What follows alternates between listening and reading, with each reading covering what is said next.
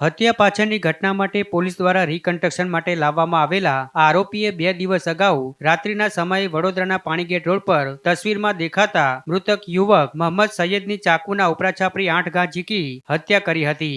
જે બાદ પોલીસે તપાસ કરતા આ હત્યા આરોપી વિશાલ કહારે કરી હોવાનું બહાર આવ્યું હતું। આથી પોલીસે આરોપી વિશાલ કહારેને ઝડપી પાડવા પ્રયાસો હાથ ધર્યા હતા અને આખરે પોલીસે ગણતરીના સમયમાં જ આ આરોપી વિશાલ કહારની ધરપકડ કરી લીધી હતી। ત્યારે પાણીગેટ પોલીસે ચુસ્ત બંદોબસ્ત સાથે આરોપી વિશાલને ઘટના સ્થળે લઈ જઈ ઘટનાનું રિકન્સ્ટ્રક્શન કર્યું હતું અને કેવી રીતે હત્યા કરી તેની માહિતી એકઠી કરી હતી। જ્યાં રિકન્સ્ટ્રક્શન દરમિયાન મોટી સંખ્યામાં લોકોનો જમાવડો થઈ ગયો હતો અને વિસ્તારમાં ઉત્તેજના જાગી હતી। આમ વડોદરા સહિત રાજ્યના અનેક શહેરોમાં પાછલા દિવસોમાં અનેક હત્યાઓની ઘટનાઓ સામે આવી છે। સતત આ પ્રકારની ઘટનાઓ દિન પ્રતિદિન વધી રહી છે। જોકે પોલીસ તાત્કાલિક કાર્યવાહી કરી જે તે આરોપીની ધરપકડ કરી રિકન્સ્ટ્રક્શન કરી આરોપીનો વરઘોડો પણ નીકાળે છે। છતાં આ પ્રકારની ઘટનાઓ અટકવાનું નામ નથી લઈ રહી। આમ દિવસે ને દિવસે સતત કાયદો અને વ્યવસ્થાની સ્થિતિ કથળી રહી છે તે પણ એક હકીકત છે।